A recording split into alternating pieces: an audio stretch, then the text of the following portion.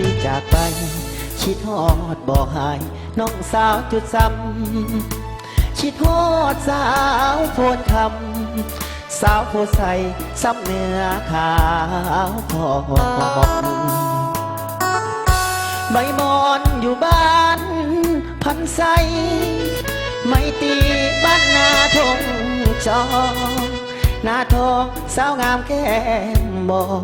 ยังสุขสมปองทุกคนบ่นาคิดฮอดแก้วตาจึงถามข่าวมาโมเมนต์ทะเลอยากขอมานั่งสาวสีแพงไม่ทองน้องลาใส่เดชสาวบ้านมีสุขอย่าให้อายทุกโศกหานาเวียงนัดกันเถื่อหน้าจะมาเยี่ยมยามแวะกินข้าวงานบ้านนาดิวอยู่ทรงดีฝั่งน้ำซ้ำเห็นสาวลงอาบน้ำใต้ฟ้าสีขาวยามวายจอดส่งดุยข้ามน้ำซ้ำน้องยังบิดน้ำใส่อายสาวทัดเมืองพัดหองมาใส่อย่าเดือมเดือดน้องสาวหัวพันก่อนจากน้องไปเพื่อนสั่งขวัญใจขอลาก่อนนะหมอล้นอายจะกลับมานาสกาอย่าดื่มคำมันสาวนาน้องมัวขับโมน้องขับส่งอายคืนนั้นถึงแม้หลายปีพ้นผ่านสำเนียงน้องนั้นอายยังบ่ดื้อ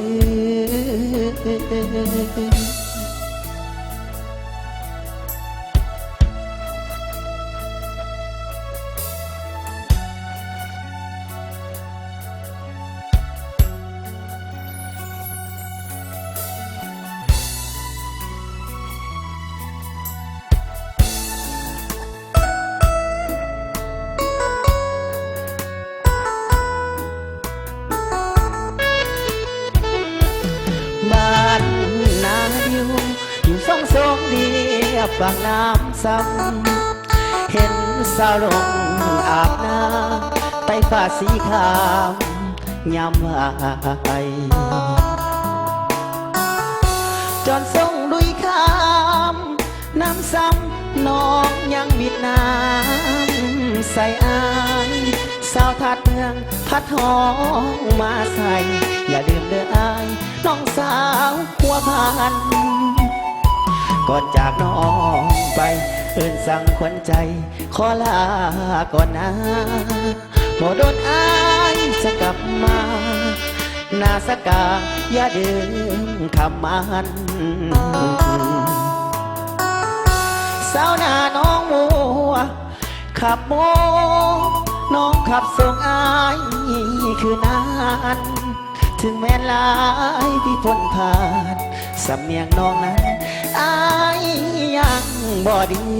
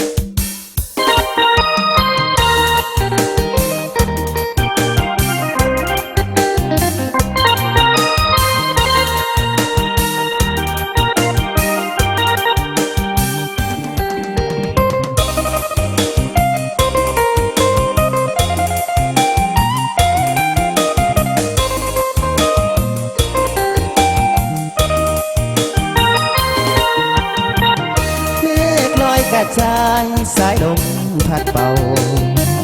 งามแท้เมืองลาวแวววาวสวยสะดุดตาพุ่งสรีสำเนื้องามเนื้อสุดพันละนาผู้ลงใส่บ่อแก้วน้ำทางส่วนสาวประสามีสุขขังตัวเขตแค่แดนใดหาใส่เทียบกันน้ำของน้ำขาดประสานกอดใจเมืองโด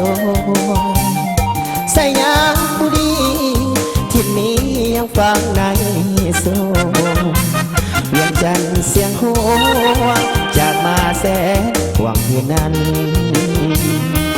ลาที่เสงสัตว์เวียงจันทร์นครหลวงจะลายด้านดวงขอน้อมนามัสการโมนี้คำใสขโมยทบทวนให้ใจไปฝันสวรรค์เขตทิศานวัดตำนานเมืองไดโนเสาร์จำปาเบ่งขาวสาวลาวพี่น้องคิดฮอดเสกอนวลน้อมงามแท่น้อเจ้าอัดตะมือยะเอ่ยเห็นแล้วไอ้หายโศกเศร้าบอนพักวงแสนเมืองเก่าไปคู่เมืองลาวไปการนาน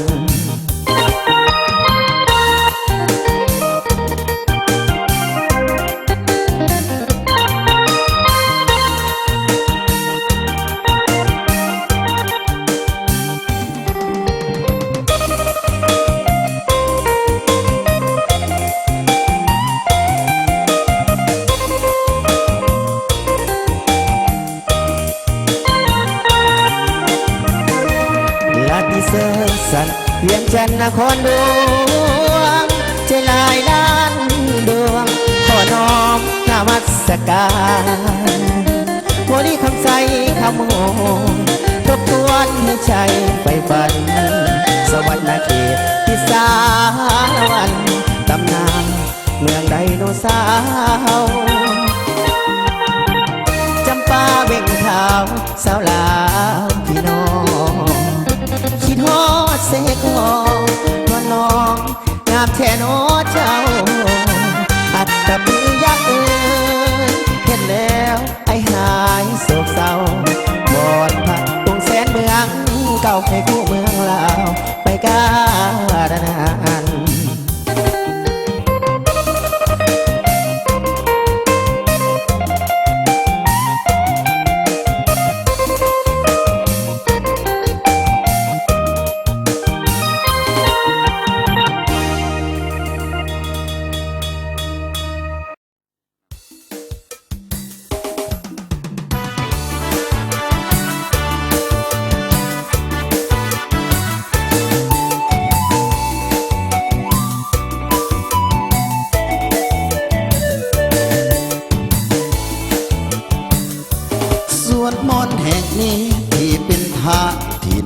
สดใส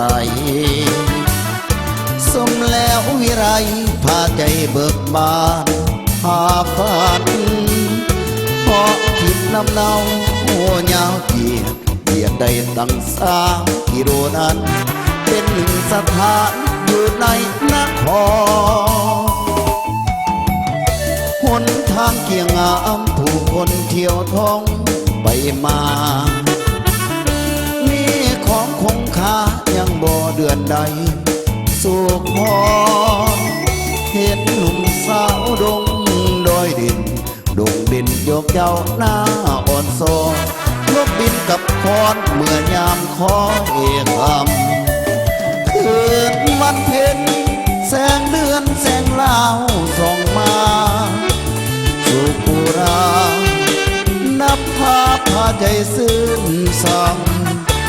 เมื่อคนคืนเสียงแค้นขโโอยรำเสียงคุยซ้ำเติมเขานำสุขเดือรำสวนมอนแห่งนี้ให้เคยได้มาติดตามฟันคือเมื่อหวนขึ้นมายังโมจากลาดีกนี้แม้เกิด ศาสตร์ใดขอจงบ่ลืมถิ่นฐานบ้านแห่งนี้แม้นสุดชีวิตจะบอกพอห่าง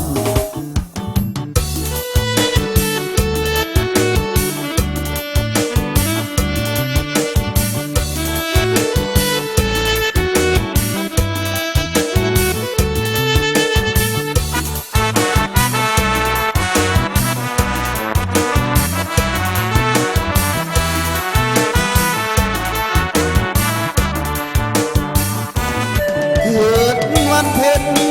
แสงเดือนแสงลาวส่งมาสู่กุรานับพาพาใจซึ้งซ้ำเพื่อคนคืนเสียงแค้นขับโอยรังเสียงคุยซ้ำเติมเขานำสุขเพื่อรำสวนมอนแห่งนี้ไปเคยได้มาติดตาฟันเกิดเมื่อหาเมื่อหวนขึ้นมาบ่เดือกตาลีกนี้แม้นเกิดชาติใดขอจงบ่ดื่มถิ่นฐานบ้านแห่งนี้แม้นสุดชีวิตจะบ่ขอห่าง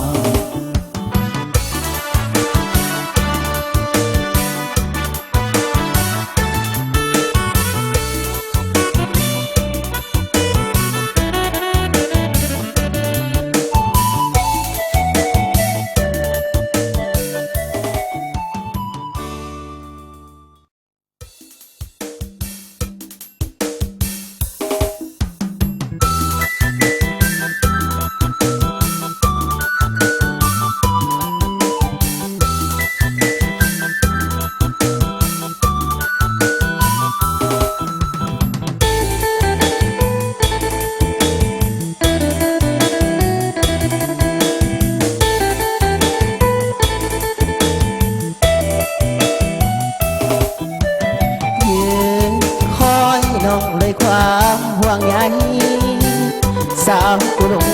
ใสแฟนอายจะไปไกลห่างปล่อยให้อายเหงาคอยเจ้าด้วยความอ้างว้างคนไปเจ้าให้ความหวังคอยนางจะหวนคืนมายืนคอยน้องอยู่บัดผู้ทานสายลมสวยพันอายสั่นจนหลังน้ำตาเจ้าไปเดี๋ยวใสมือใดจะหวนคืนมาน้องเดินคำมันสัญญาหรือว่าน้องไปนี้มาไอบุญวังไฟเงาลายบ่มีเจ้าเคียงน้องอยู่ไหนเมียงหรืออยู่สวรรค์แดนไกลแดนดินที่เหนือน้องเบื่อไปแล้วได้ได้เบื่อคนจนเกินที่อายจริงได้พี่ไม่มาขอวอนไว้พระเจ้าสิงคำเสด็จงามค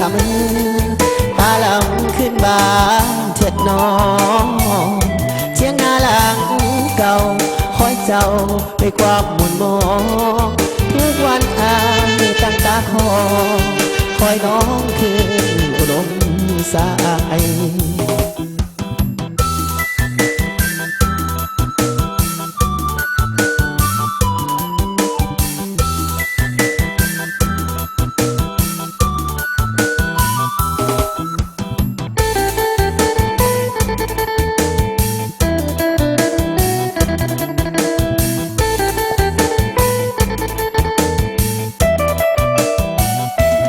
หุ่นว่างไฟเงาลายบ่มีเจ้า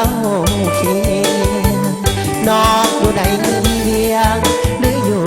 สวรรค์แดนไทยและดินที่เหนือน้องเบื่อไปแล้วได้เบื่อคนจนที่อายสิ่งใดที่ไม่มาขอวอนไว้พระเจ้าสิงคำเสด็จงามคำตาล เถิดน้องเช็คหน้าหลังเก่าคอยเจ้าด้วยความหมุนมองทุกวันอายตั้งตาคอยน้องคืนอุดมใส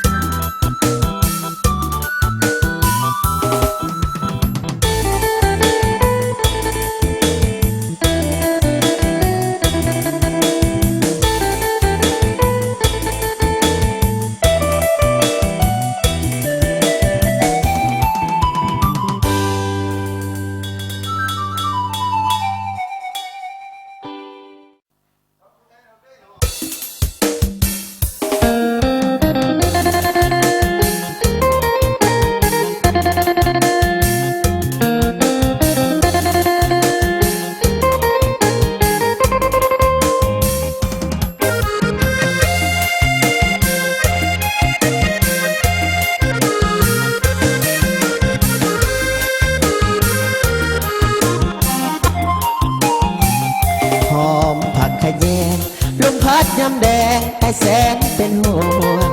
คิดฮอดผู้สาวเสียงควางคนเคยควงเที่ยวทงให้เห็นผู้สาวหัวพันเขาสาดึงกันกองฟ้ากองดินเรื่องอาหารการกินต้องโปรดยุพินนอลันนอคงเดือนสามเดือนสี่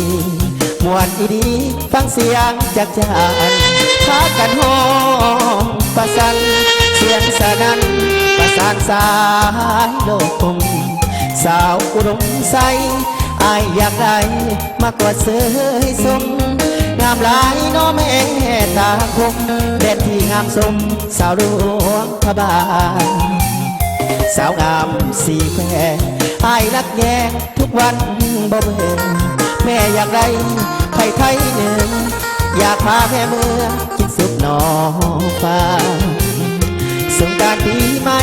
ลูกขอกราบไหว้องค์พ่อพระบางขอให้พ่อสวยสร้างช่วยเปิดเส้นทางเคยได้ไผ่หนึ่งผู้สาวหัวพันอย่าลืมคำมันตอนเขาถอดทู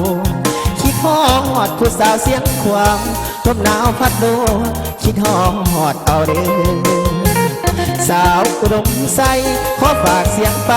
น้องอย่าเฝ้าเมื่อสาวหลวงพระบางเมืองหนึ่งหน้าหักเอาเรือสาวงามสี่แคว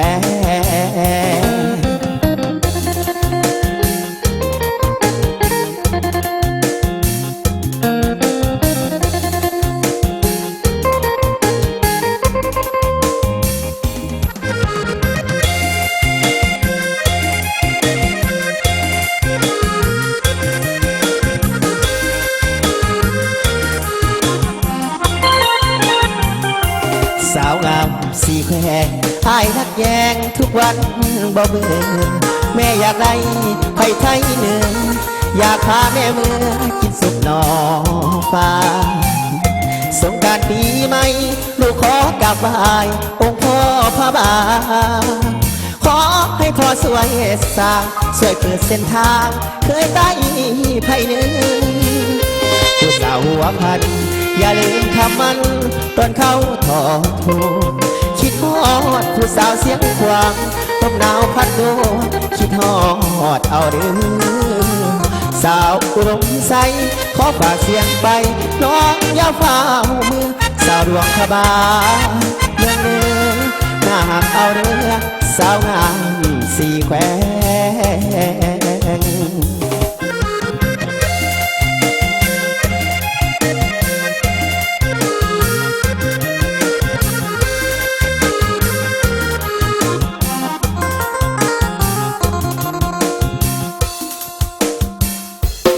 มอบให้เป็นสองสวรรค์มาเอง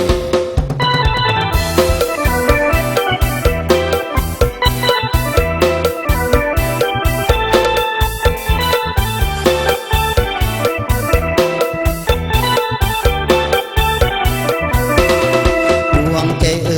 ทำไมไม่เลยคิดถึงเขาจังเมื่อหมดความหวังเห็นเขานั่งควงชายอยู่นานภาพสบตาบอกว่าไม่ดึกมันไม่นานสักวันฝันแท้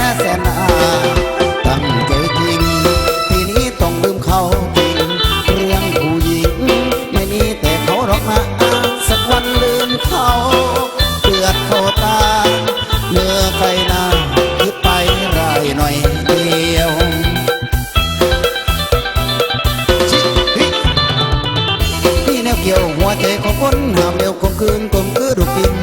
ลูกกิ่งน่ะวิ่งเร็วบ่หาปลาบ่กลับเป็นอย่างนอมามัดมุ้ยมามัดเก็บมาพ่อตำตาตำตากระสวงมาเศร้าจอยความหักหน่อยจะมีคุณเขาตื่นตีกันลืมบ่ได้ที่หน้างอยางอนวอนมีความเมตตาเธอจะรักมากพี่จึงหึงห่วงห่วงเธอทุกวันฉันซ้ำสวงไม่มาทวงแต่มาขอคืนดียิ้มหน่อยนะเธอจะยิ้มหน่อยนะอย่าได้ขาดตัดอะไรไม่ตีเจ้าคือแก้วที่ประรับสีวีขาดเธอนี้เหมือนรักไม่มีสีวันเฮ้ยเฮ้ยลำพันมาไว้มาอ่อนลำพันมาไว้มาอ่อนมาวอนขอตั้งใจไม่ปรากฏใจคิดถึงแต่เจ้าให้เบาพี่บ่ทนครับความบนนักตะวันแดงๆก็ให้แกมาห่วงคุณก็พี่แสนคือที่มาโกรธเจ้าให้ไรแอบทางหัวใจคิดถึงน้อง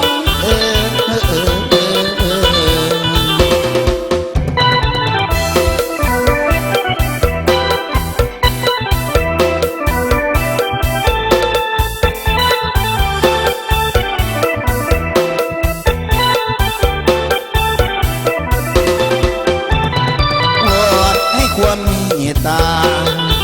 เธอจะรักมากพี่จึงหึงห่วง